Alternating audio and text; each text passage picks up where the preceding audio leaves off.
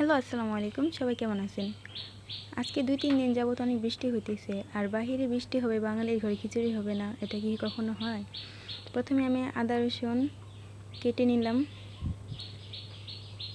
পরিষ্কার করে আদা রসুন ছুলে কেটে নিলাম। তারপরে আলু, পেঁয়াজ, কাঁচামরিচ সুন্দর করে কেটে নিলাম, যেহেতু আলু আমার খিচুড়িতে খুব পছন্দের। তারপরে গরুর মাংস সুন্দরভাবে ধুয়ে বেছে নিলাম। চাল, খিচুড়িতে যে চালগুলো দেব ওই চাল ডাল একসাথে মিলিয়ে ধুয়ে নিলাম।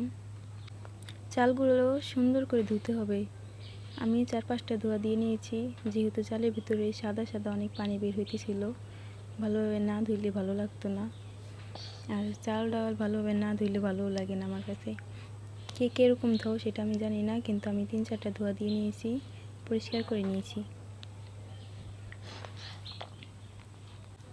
আমার চাল ডাল ধোয়া শেষ। এখন আদা রসুন, জিরা, শুকনো মরিচ ভালোভাবে শিলপাটায় বেটে নিব। বাটা মশলা ছাড়া তো খিচুড়ি একদমই অচল।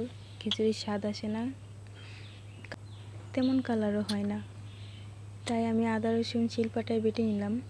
এবার বড় একটা পাতিলা দিয়ে তার ভিতরে দিয়ে দিলাম অনেকটাই সয়াবিন তেল। যতক্ষণ পর্যন্ত গরম না হবে ততক্ষণ পর্যন্ত পাতিলাটা আমি জাল করে নিব। আমার পাতিলাটা জাল করা হয়ে গেলে এখন আমি কাঁচামরিচ, পেঁয়াজ আর রসুন দিব।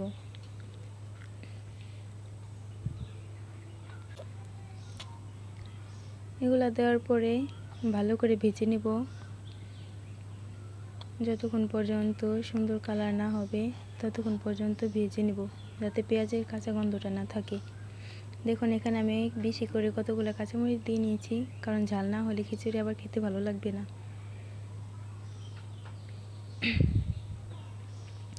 কে কেমন ঝাল খাও সেটা জানি না, কিন্তু আমার আবার অনেক ঝাল না হলে ভালো লাগে না।